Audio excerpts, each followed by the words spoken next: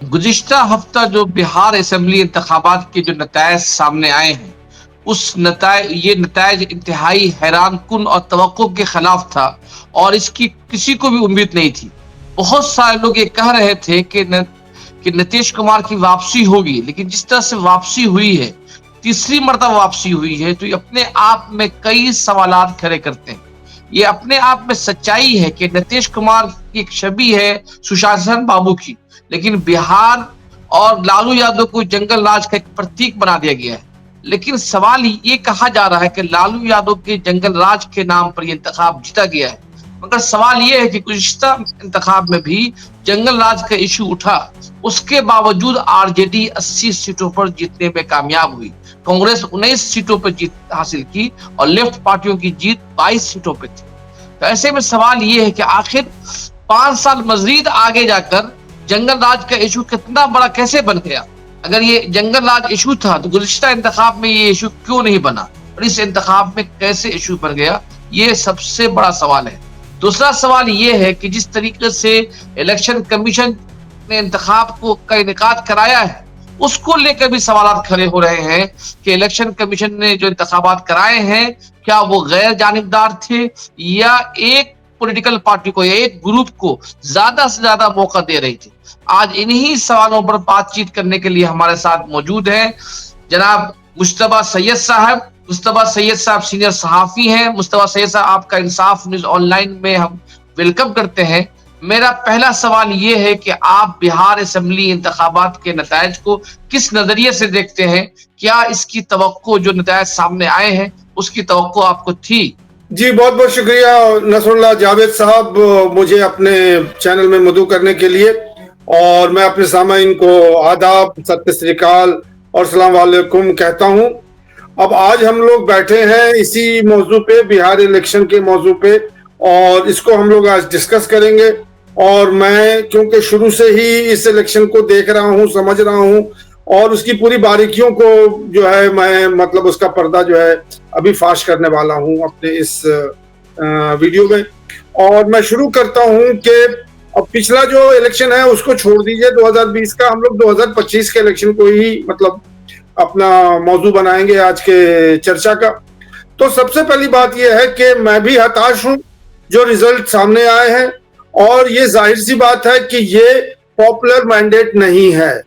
सब लोग जो कि इस इलेक्शन को वॉच कर रहे हैं, देख रहे हैं बहुत करीबी से, इसमें सब लोग यही कहते हैं कि ये जो इलेक्शन था ये कहीं ना कहीं इसमें कोई खामी है या कुछ है जिसकी वजह से ये इलेक्शन जो है का पूरा चेंज हो गया। जिस सिमत में ये जा रहा था इलेक्शन, वो सिमत यही था कि नीतीश कुमार जो है वो बहुत ही रिड्यूस्ड मेजॉरिटी में वो आएंगे, मतलब नंबर्स में आएंगे, और 25 से 35 जेडीयू को कोई नहीं देना चाह रहा था उससे ज्यादा। दूसरी बात यह है कि बीजेपी जो है, जो कि बिहार में अभी इस इलेक्शन 2025 में काफी मतलब अच्छे तादाद से सीट लेके आई है, इसका भी कोई बहुत बड़ा अंदेशा नहीं था कि ये इतनी ज्यादा मतलब सीट लेके आएगा। और बीजेपी आएगी लेकिन वो कोई बहुत ही नुमाया किरदार, क्योंकि बिहार के अंदर वो बिहार जो है वो यूपी नहीं है, और जो अलग जो गुजरात नहीं है, या जहां बीजेपी का जो है बहुत जोर, ऐसा कोई जोर नहीं था बीजेपी का।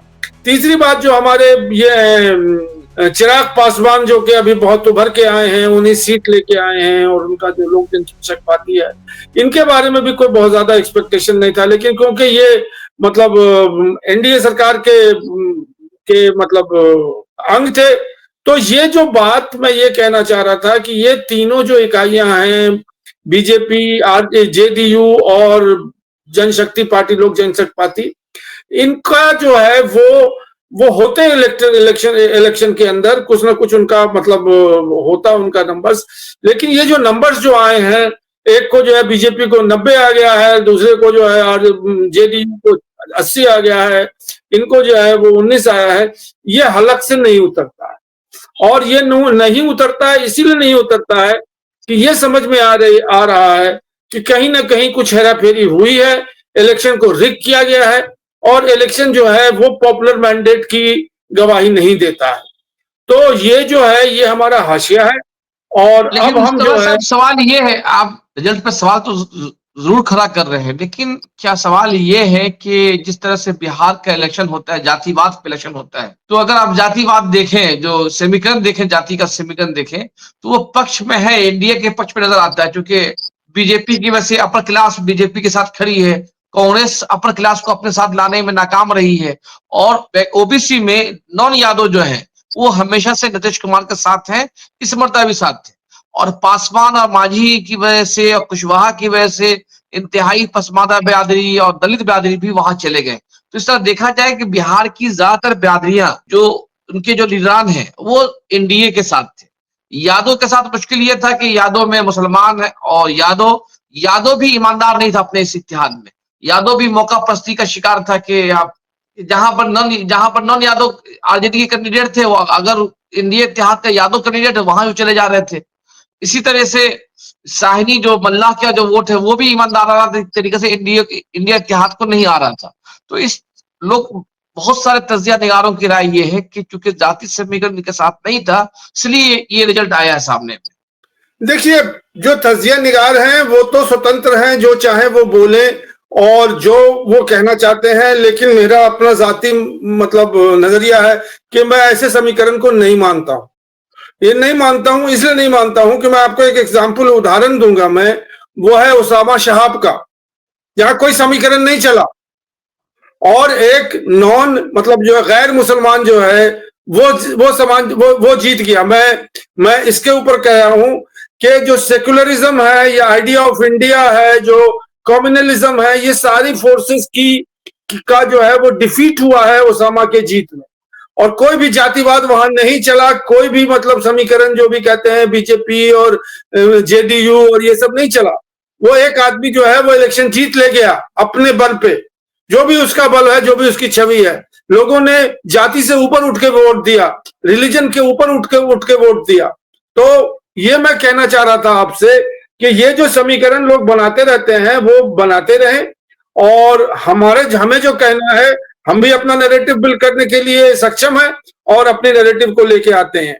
मेरी नैरेटिव यही है, इसको पहले आप समझ लीजिए कि देखिए, ये जो अभी बिहार का इलेक्शन हुआ है, 2025 का इलेक्शन हुआ है, इसके संकेत तो बहुत सारे इलेक्शन और भी हो चुके थे, हरियाणा में, महाराष्ट्र में, और उससे पहले यूपी में भी, जिसका पूरा का पूरा जो है बीजेपी सरकार ने एक मॉडल बना दिया है, और वो इलेक्शन को जीतने का तरीका है।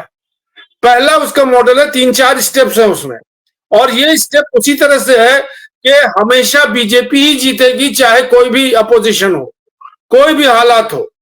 पहला तो उन्होंने ये किया है कि इलेक्शन कमीशन को अपने मतलब जो उनके अपने गुट के लोग थे या जो उनके अपने बहीखाल लोग थे, जो उनको जो है, क्योंकि इलेक्शन कमीशन तो बिकी हुई है, बहुत सारे ईडी इन्फोर्समेंट डायरेक्टर वो भी बिका हुआ है, सुप्रीम कोर्ट भी बिका हुआ है, बहुत सारे जो जिसपे हम और आप का आस्था है कि ये लोग इंडिपेंडेंट है, वो इंडिपेंडेंट नहीं है, और वो लोग जो है वो बीजेपी के लिए काम कर रहे हैं। अब इसके बाद जब ये इलेक्शन कमिश्नर जो हमारे रिटायर करेंगे, तो आप देख लीजिएगा इनको क्या पदवी मिलती है, जैसे सब लोगों को और लोगों को बीजेपी पदवी दे रही। तो मुझे जो सबसे बड़ा पहला डाउट है, जो नंबर 1 है, वो है इलेक्शन कमीशन के चयन करने का और इलेक्शन कमिश्नर के चयन करने का। इसमें जो ऑब्जेक्शन को रेज करने वाले हैं वो पॉलिटिकल पार्टी को आना पड़ेगा, अगर इंडिया में डेमोक्रेसी को चलाना है, अगर इंडिया में डेमोक्रेटिक कंट्री को चलाना है, और इलेक्शन ही मतलब डेमोक्रेटिक कंट्री का जो है वो कहते हैं कि जमीन है या उसका मीजान है, इलेक्शन ही करता है।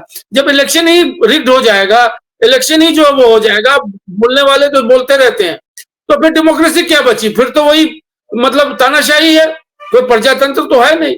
तो मेरा पहला जो आपसे मुखातिब मैं कर रहा हूं कि इलेक्शन कमीशन ने फ्रॉड किया है इस पूरे मतलब बिहार के इलेक्शन में। और यहाँ जो ये बिहार का 2025 का इलेक्शन है जो मैं देख रहा था, मैं इस तरह से देख रहा था कि यहाँ से उल्टी गिनती शुरू होने वाली है बीजेपी की और उसके जो भी घटक दल हैं, जो कि नहीं हुआ। और नहीं क्यों हुआ उसका मैं आपको अभी जवाब देता हूं। एक तो पहला उनका है कि इलेक्शन कमीशन अपने तरीके के लोगों को बना दिया, उनको कहा गया कि जैसे भी हो हमें जिताना है आपको। आपने देखा होगा कि सबसे ज्यादा जो है जो वोट कम लाए हैं वो मतलब जाहिर सी बात है आरजेडी है, कांग्रेस है, और भी जो उनके जो घटक दल हैं वो लोगों को तो जीरो कर दिया, लेकिन जीरो इसलिए नहीं किया कि कुछ ना कुछ तो नंबर लेके आने थे, उन्हें दिखाना था कि देखिए साहब ये भी है यहाँ पे। तो दूसरा जो सवाल मैं आपके सामने खड़ा कर रहा हूं कि अब इलेक्शन जो है वो कैंपेनिंग पे और कास्ट सिस्टम पे और समीकरण पे नहीं हो रहा है। अब जो हो रहा है कि उन्होंने इलेक्शन से पहले, जस्ट इलेक्शन से पहले, बिहार के इलेक्शन से पहले 2 महीने पहले उन्होंने एसआईआर ले आए। ये इलेक्शन कमीशन की अपनी देन है, वो एसआईआर ले आए। एसआईआर में दो चीज हुआ है, एक तो वोट कटे हैं, और किसके वोट कटे हैं? जेडीयू के नहीं कटे हैं, बीजेपी के नहीं कटे हैं। जो वोटिंग लिस्ट है उसमें आरजेडी के जो बंदे सब हैं उनके नाम काट दिए। 80,000 वोट जो है वो कटे हैं एसआईआर के थ्रू। और मतलब यह है कि इलीगल फ्रॉड वोट उसमें जुटे हैं। यही दो काम हुआ, चाहे वो डिलीट हुए हैं वोटर्स और चाहे नहीं तो वोटर ऐड हुए हैं। तो ये बहुत बड़ा असर हुआ। तीसरी बात आई कि अब इलेक्शन जो है वो पोलिंग बूथ पे होता है, उसका जो फैसला होता है वो पोलिंग बूथ पे होता है। सारे पोलिंग बूथ पे बीजेपी के और आरजेडी के, जेडीयू के लोग जो हैं वो तैनात हो गए। और तैनात होने के बाद जब इलेक्शन का जो वोटिंग हुआ तो उसमें जो लोग अगेंस्ट वोट करने वाले थे उनको आने नहीं दिया गया, और बहुत सारे रिपोर्ट हैं जिसमें उनको रोक दिया गया, और उनकी जगह पे बोगस वोटिंग हुई है बिहार के अंदर बहुत सारे बूथों। तो ये जो है इलेक्शन रिजल्ट्स को जो है वो चेंज करने में, उसके बाद जब इलेक्शन रिजल्ट्स, उसके बाद जब ईवीएम में गड़बड़ी हुई है, ये तीसरा मेरा पॉइंट है कि आप किसी को भी डालिएगा वोट बीजेपी को ही जाएगा, जेडी को ही कर जाएगा। लेकिन ये मुश्तबा साहब, आप जो ये बात बोल रहे हैं कि ईवीएम में गड़बड़ी हुई है, एक सेकंड मुझे दीजिए। तो एक तो ईवीएम में गड़बड़ी हुई, दूसरी बात जब ईवीएम जब गया स्ट्रांग रूम में रखने के लिए, वहां भी कुछ घपला हुआ है। बहुत सारे मीडिया रिपोर्ट्स आए हैं जहां पे सीसी कैमरा टीवी बता रहा है कि कुछ ईवीएम को निकाल लिया गया है वहां से, स्ट्रांग रूम से, और फ्रेश दूसरे ईवीएम रखाए गए। इसके बाद फाइनली जो है जब काउंटिंग हुई है तो काउंटिंग में भी घपला हुआ। तो ये सारे पॉइंट्स जो मैं आपको मतलब सामने रख रहा हूं, ये बहुत अहम चीज है। वो इंडिया के डेमोक्रेसी के लिए, इलेक्शन तो आते रहेंगे, इलेक्शन जाते रहेंगे, कोई जीतेगा कोई हारेगा, लेकिन ये जो फ्रेमवर्क बनाया है जो मैंने पहले बताया था बीजेपी का, ये फ्रेमवर्क को हम और आप जो पॉलिटिकल पार्टी है इसको तोड़ना पड़ेगा।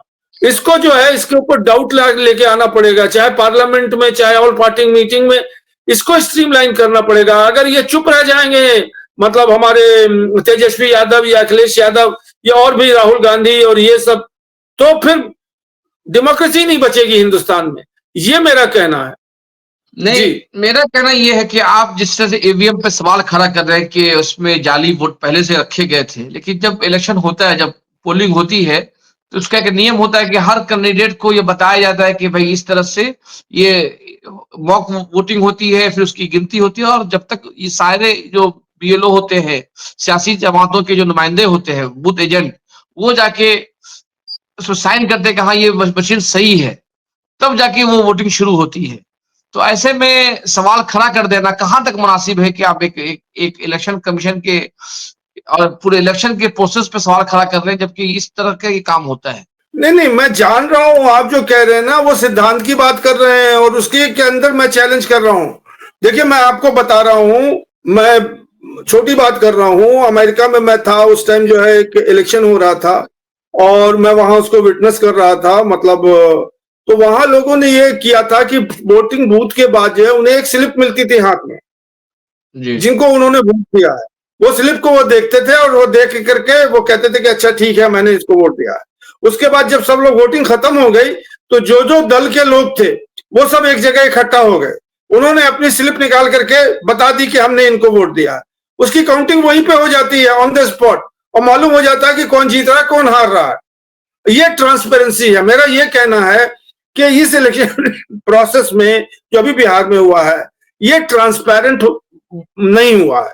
ये ट्रांसपेरेंसी इसमें लैक कर रही थी, जिसका मेंशन अभी हमने कहा कि कई स्टेजेस पे इलेक्शन कमीशन के अपॉइंटमेंट से, इलेक्शन कमिश्नर के अपॉइंटमेंट से लेकर के जो एसआईआर है, और उसके बाद जो है फिर पोलिंग बूथ का मैनेजमेंट है, उसके बाद जो है वो मतलब स्ट्रांग रूम है, और उसके बाद काउंटिंग है।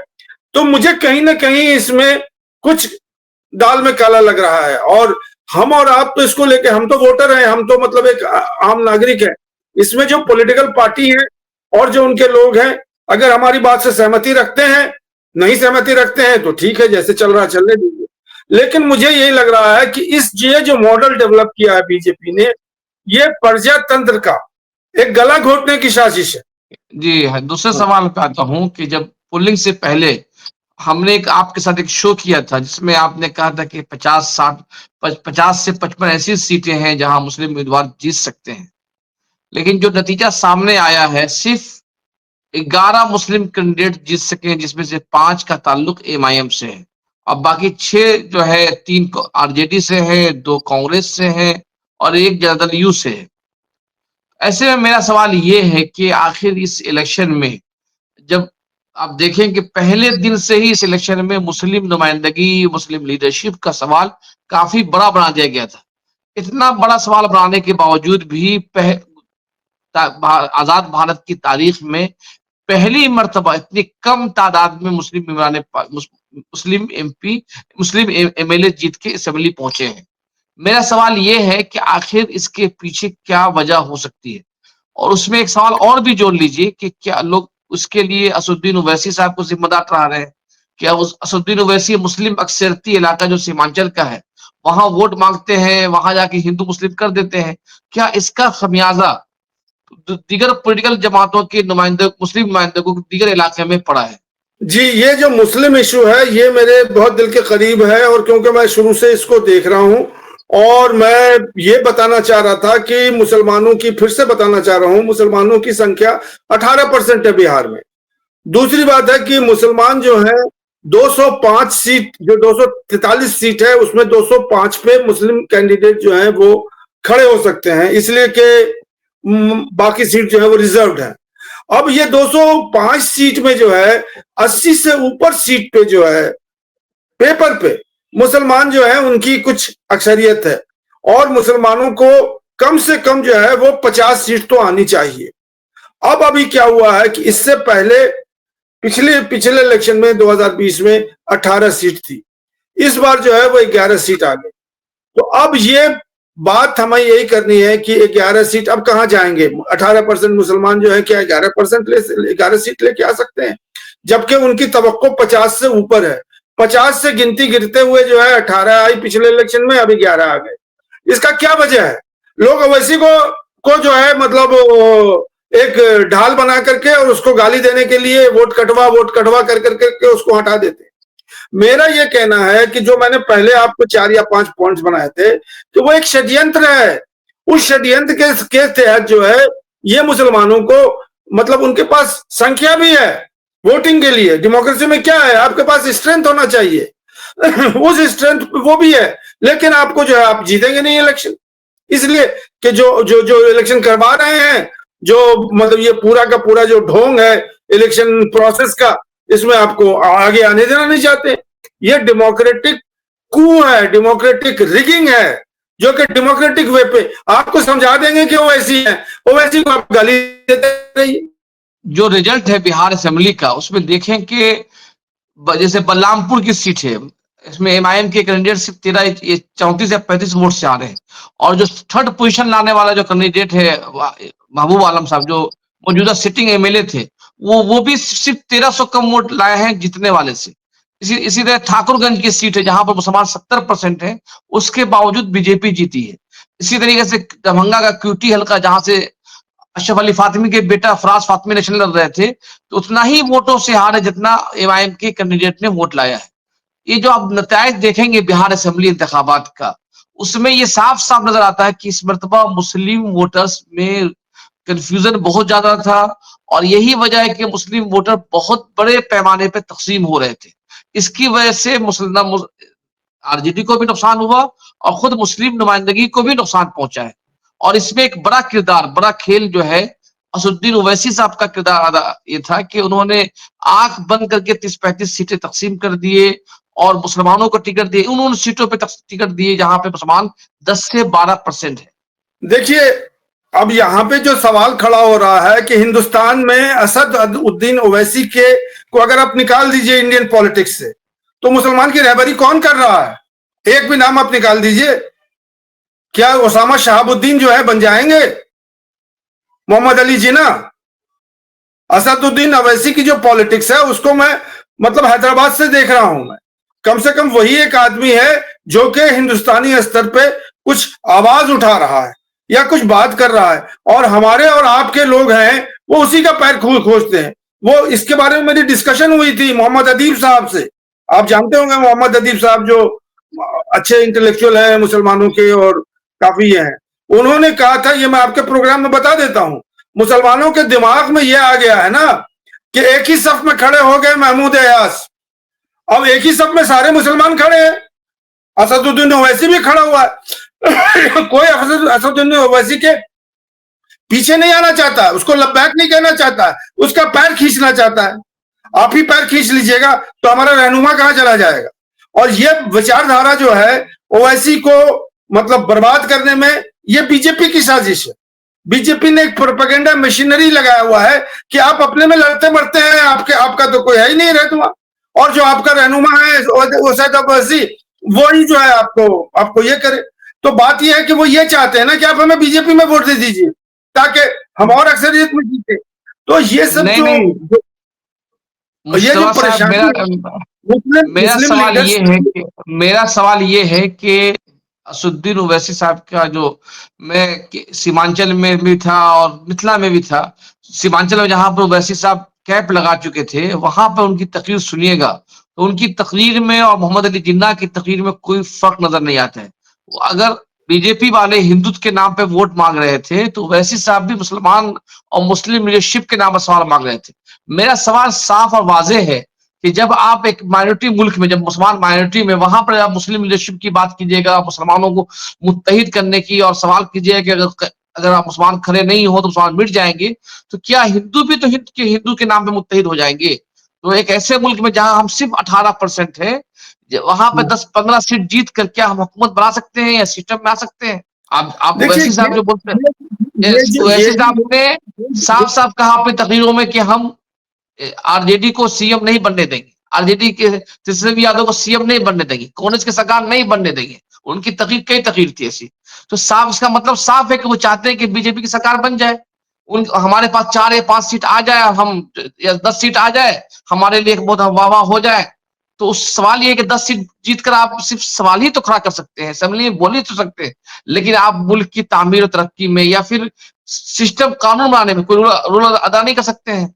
देखिए मैं ये कह रहा हूं कि मुसलमानों के अंदर सिर्फ एक ही चीज है। मैं आपको नहीं ब्लेम कर रहा हूं और सारी कम्युनिटी को ब्लेम कर रहा हूं, और मैं खुद नहीं, तो उसमें इस शामिल सवाल का मेरा सवाल सिर्फ ये है आपसे, मैं समझने की कोशिश में अदीब साहब से भी कल बात किया था, पूछने की कोशिश किया था कि अदीब साहब, अगर आप सियासत में मुसलमान अपना सियासत का राग अलाप कर कितनी सीट जीत सकते हैं पूरे भारत में? तो फिर हुकूमत तो नहीं बना सकते कम से कम। तो हुकूमत क्या हम चाहते हैं कि भारत की सियासत भी हिंदू मुस्लिम खाने बढ़ जाए? फायदा जाहिर बात, हिंदू मुस्लिम खाने बढ़े तो फायदा बीजेपी को होगा। तो उसका फायदा क्या फिर हमें? तो फिर वही आए दिन घर टूटेंगे, आए दिन चलिए मकान टूटेंगे। मैं ही आपसे सवाल कर देता हूं। आप हमसे सवाल ना करें, मैं ही कर देता हूं कि मुसलमान की क्या सियासत होनी चाहिए। क्या अपने कैंडिडेट को वो वोट ना दे, वो क्या असदुद्दीन ओवैसी को वोट ना दे, तब जो आप कह रहे हैं वो हो जाएगा? पॉसिबल है? मेरा मेरा मेरा मुझे बिहार की सियासत में जो ओवैसी साहब की जो सियासत है, जो मैं आपसे कहना चाह रहा हूं कि मुसलमानों के पास क्या विकल्प है। अगर मान लीजिए कि हम वोटिंग में प्रोसेस में ही शामिल ना हो तो बीजेपी ले जाएगी सीट। हम जो है बीजेपी को वोट दे दें, काम खत्म हो जाएगा, खेला खत्म। तो हमारा ये कहना है कि अभी तक जो हमारे रहनुमा हैं उसमें एक ही रहनुमा हमें समझ में आ रहा है, वो है असदुद्दीन ओवैसी। इसके अलावा कोई पैरेलल है आपके पास हिंदुस्तान में? आजम खान है, ओसामा मेरा ओसामा है। किसको आप मानते हैं रहनुमा, बताइए आप। मेरा अगला सवाल ये है कि अभी जो पार्लियामेंट में वक्फ बिल पे जो डिबेट हुई और वोटिंग हुई, उसमें 234 वोट पड़े वक्फ बिल के खिलाफ और 280 या 90 वक्फ बिल की हिमायत पड़े। 234 में सिर्फ 24 मुसलमान एमपी हैं। इसका मतलब है कि 213-14 200 कम से कम 210 हिंदू मेंबर पार्लियामेंट ने वक्फ बिल के खिलाफ वोट दिया। तो इसका मतलब ये कि भारत जैसे मुख्तलिफ मुल्क में अगर आप हिंदू मुस्लिम की पॉलिटिक्स कीजिएगा, मेरा रहनुमा तुम्हारा रहनुमा की पॉलिटिक्स कीजिएगा, इसका फायदा अगर आप ओवैसी साहब को मिलेगा जहां, तो वहीं दूसरी तरफ बीजेपी को भी फायदा मिलेगा। तो क्या हम मुसलमान इसलिए तैयार हैं कि हम अपने ओवैसी साहब को नेता बनाकर सेंट्रल से लेकर स्टेट में हर जगह बीजेपी की हुकूमत बनाते रहे? नहीं, मैं इसकी कभी मतलब इस चीज की कि और कॉमन दूसरा पॉलिटिक्स सवाल को मेरा ये भी है सर, मैं तो बिहार इलेक्शन देख के आया हूँ। दूसरा सवाल मेरा ये भी है कि जहां पर मुसलमान 70% है, 60% है, वहां आप के ओवैसी साहब को जिता देंगे, और जहां पर मुसलमान 10% है, 8% है, आप तो शेखपुरा के रहने वाले सर, मैं नवादा में गया जहां मुसलमानों की आबादी 5%, 6%, वहां पर मुसलमान किस खौफ के आलम में जी रहे हैं। वहां पर तो मुसलमान तो इसी नॉन सेकुलर माइंडेड हिंदुओं के साथ एक इश्तराक करके, सामाजिक बंधन करके ही सर्वाइव कर सकते हैं। अगर वहां पर भी हम हिंदू मुस्लिम की पॉलिटिक्स करेंगे तो कहां तक सर्वाइव कर पाएंगे? नहीं नहीं, आप जो कह रहे हैं वो बिल्कुल पॉजिटिव मतलब पॉजिटिव बात कर रहे हैं, सकारात्मक बात कर रहे हैं, इससे कोई इनकार नहीं है। लेकिन हमारा ये कहना है कि ये जो गिरावट आई है मुस्लिम एमएलए की बिहार के अंदर, बिहार तक ही रखिए इसको सीमित, ये एक खुली साजिश है। मुसलमान को सिर्फ ब्लेम किया जा रहा है कि आप सेल्फ गोल कर लेते हैं, आप जब भी इलेक्शन आता है आप सेल्फ गोल कर लेते हैं। ये साजिश है, और एक साजिश के अंतर्गत मुसलमान को टारगेट कर करके और ये कह करके कि साहब आप ही ओवैसी जो है वो रिस्पॉन्सिबल है, मुसलमान जो कम्युनिटी है वो रिस्पॉन्सिबल है, इस तरह की बातें जो है की जाती हैं, और उनका जो है संख्या गिरता जा रहा है। अब हमारा जो कहना है वो अपने मतलब समाज से कहना है, कम्युनिटी से कहना है कि इसमें पॉजिटिव क्या है। हम तो मतलब ये कि एक टाइम में बिहार में मुझे याद है कि शायद मेरे ख्याल में 85 में या 87 में 35 एमएलए हुआ करते थे, 35 एमएलए, ये हाईएस्ट रिकॉर्ड है बिहार के। आज जो है हम 11 हो गए हैं। क्यों हो गए हैं? इसके अंदर बहुत चिंतन की जरूरत है, और जो लोग इसमें रहनुमाई कर रहे हैं, जो लीडर हैं, जो रहबर हैं, उनको ये समझना चाहिए कि हमें जो है भाई हमारी जब तक के संख्या नहीं होगी असेंबली में, कुछ नहीं होने वाला है। 5 सीट से वैसी के कुछ नहीं होने वाला है, ये 11 लोग जब आ जाएंगे कुछ नहीं होने वाला है। तो ये जो है ये बहुत बड़ा मतलब कहने का मतलब है सोच और फिक्र की जगह है, जिसमें जो है एक लीडरशिप को आना पड़ेगा, और हम ही जो है मतलब वोट दे देंगे बीजेपी को, और हम ही वोट दे देंगे मतलब जेडीयू को और किसको, तो हम कहां चले जाएंगे। हमें मुसलमान एमएलए और एमपी चाहिए, चाहे वो किसी भी पार्टी का हो। अब अभी इसी इलेक्शन में हम बता रहे हैं बीजेपी ने किसी भी मुसलमान को वोट नहीं दिया, सीट नहीं दिया था। टिकट के डिस्ट्रीब्यूशन में आरजेडी, जेडीयू, बीजेपी, इवन जो है लोक जनशक्ति पार्टी जो है, मैं आपको अपना एग्जांपल दे रहा हूं शेखपुरा का, वहां पे एक इमाम गजाली, वो मतलब इनका चिराग पासवान का राइट हैंड था। पिछली बार उसने 14,000 वोट लाए थे, नंबर 2 पोजीशन पे था। इस बार जो है सर्टेन था कि वो जीतेगा इस इलेक्शन में, उसको टिकट नहीं दिया। उसको चिराग पासवान ने टिकट नहीं दिया, बल्कि उसका खास दोस्त था, सारा इलेक्शन वही मैनेज करता था, इसलिए कि बीजेपी का प्रेशर था कि आप किसी भी मुसलमान को टिकट नहीं दीजिए। जब आपको टिकट ही नहीं मिलेगा तो आप इलेक्शन क्या लड़िएगा बताइए। मुझसे बात हो रही थी तो मैंने कहा कि तुम इंडिपेंडेंट खड़े हो जाते, तुम्हें तो वैसे भी मिल जाता, इतने पॉपुलर हो तुम यहाँ पे शेखपुरा में।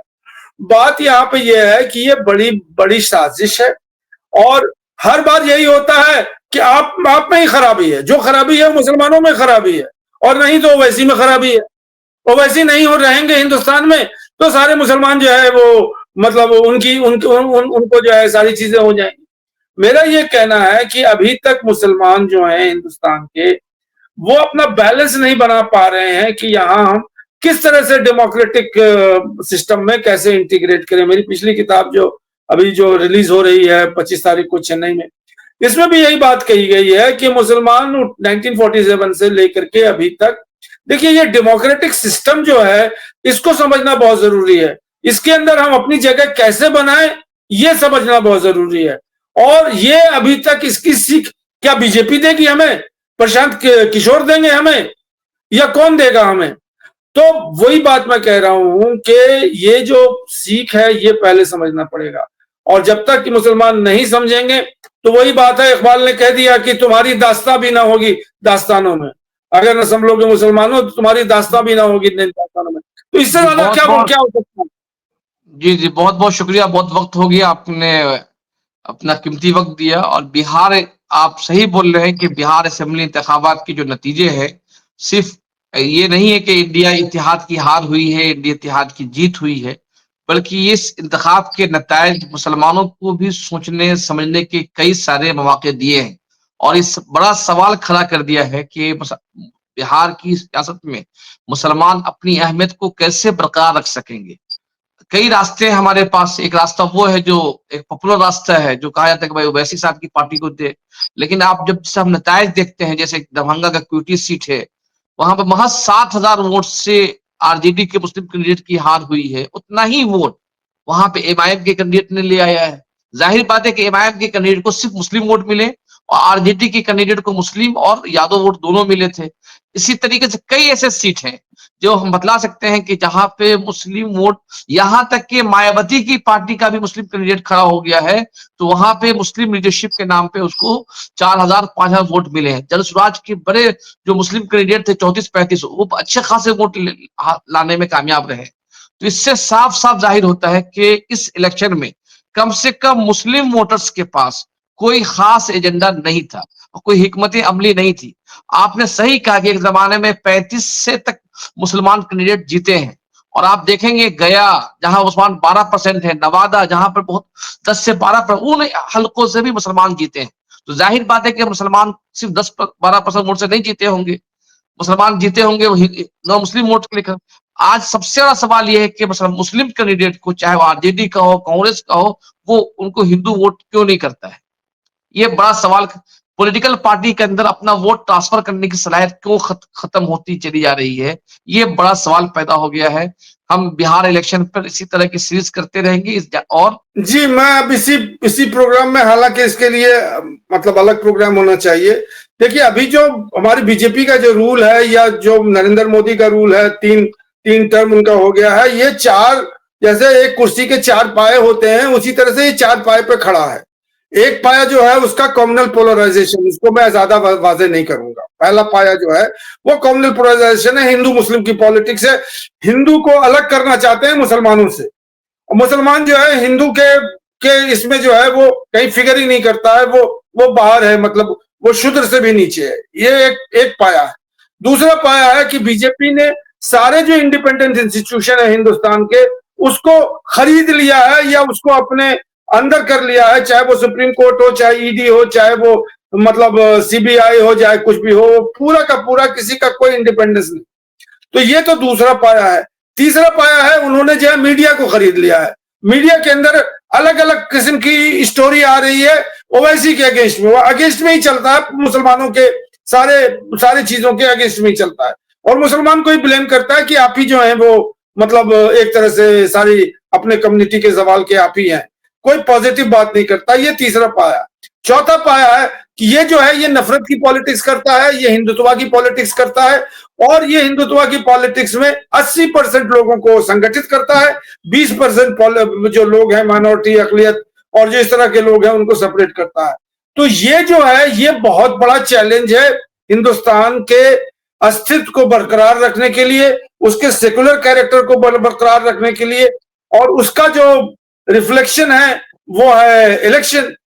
तो हमें आपके माध्यम से और आपके चैनल के माध्यम से इन चीजों को पकड़ना पड़ेगा कि हमें इस पूरे मतलब जो खेल चल रहा है इसको हमें खत्म करना होगा हिंदुस्तान से, तभी हिंदुस्तान के अंदर फिर से मतलब भाईचारगी और अमन और अमान की फलाह और बहबूदी हो। जी, बहुत बहुत शुक्रिया आपका। और ये सवाल काफी, इस सवाल के साथ हम अपने नाज़रीन को छोड़ रहे हैं और इस सवाल पे हम आगे भी डिबेट करेंगे कि क्या हिंदुत्व की सियासत के जवाब में मुस्लिम लीडरशिप का जवाब हो सकता है। ये बड़ा सवाल है, या फिर हमें सेकुलर सियासी जमातों के साथ मिलकर उस माहौल में अपने लिए स्पेस बनाना जरूरी है। ये दो बुनियादी सवाल, इस सवाल में हम आगे भी गुफ्तगू करेंगे। आज अपनी गुफ्तगू का इख्तिताम यहीं पे करते हैं। अपने नाज़रीन से दरखास्त है, अगर आपको हमारा ये प्रोग्राम पसंद आ रहा है तो हमें तबसरा करके, कमेंट करके जरूर बताएं। अगर आपके कोई और भी सवालात हैं तो उस सवाल को भी हमें लिख कर बताएं। हम अपनी अगली गुफ्तगू में, अगले प्रोग्राम में आपके उन सवालों का जवाब देने की कोशिश करेंगे। सर, आपका बहुत बहुत शुक्रिया, आपने टाइम दिया, बहुत बहुत शुक्रिया।